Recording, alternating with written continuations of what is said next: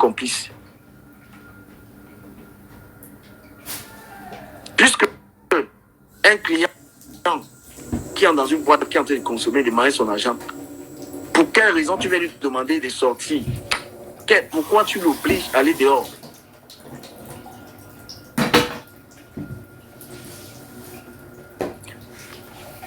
Mon avocat viendra peut-être parler prochainement.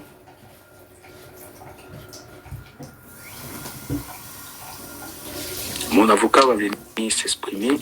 C'est un Camerounais que vous connaissez peut-être, qui a pris cette affaire.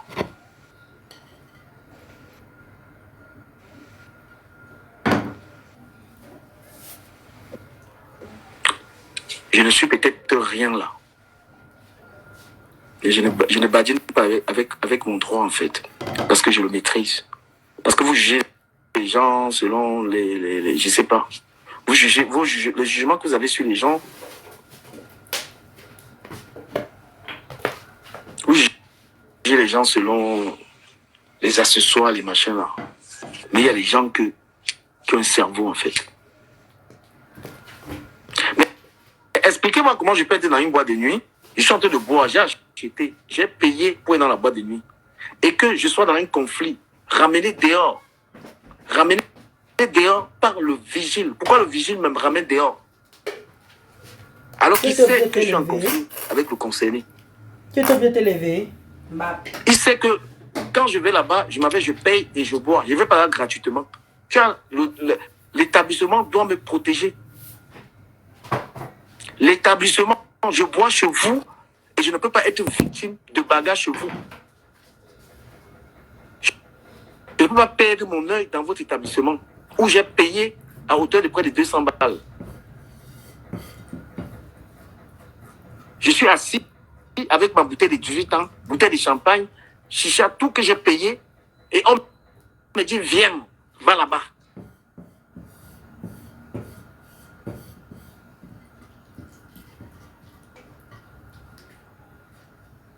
Parce que l'établissement doit protéger ses clients.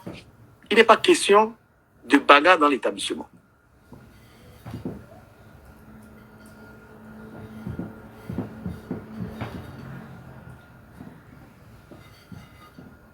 Donc, si quelqu'un veut poser les questions, il pose les questions. Ça, c'est mon introduction.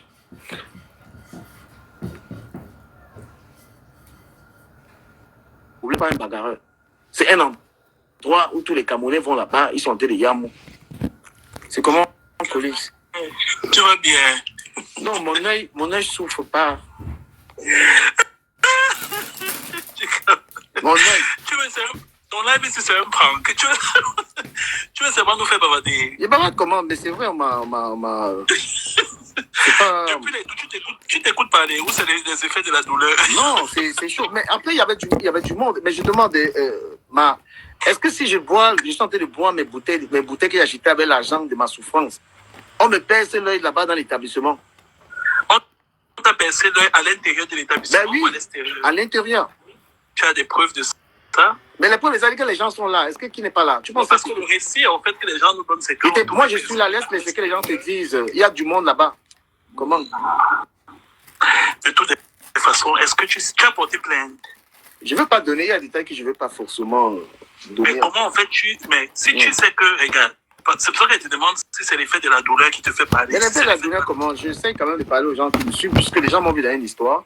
Je donne ce que je peux donner. Après, il y a des choses que, tu vois, on ne peut pas... Oui. Venir dire en fait que oui, j'ai porté plainte, en fait, ne te culpabilise pas ou ne peut pas avoir d'incidence sur la procédure. Ça, c'est un fait.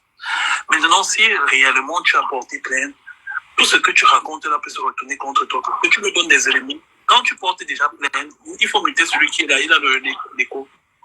C'est muté, voilà. Quand tu portes plainte, en fait, ça veut dire que tu informes la... Pourquoi j'ai l'écho? C'est toi, on va sur machin. Voilà même pourquoi c'est que...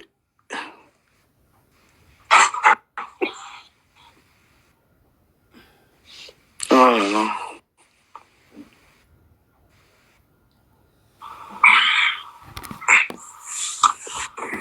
Caméra, tu m'écoutes? Ouais, mais reste un peu sur mes questions, s'il te plaît.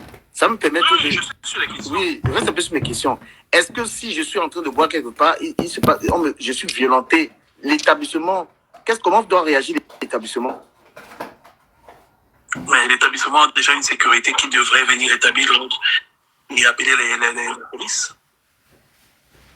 Merci. C'est tout.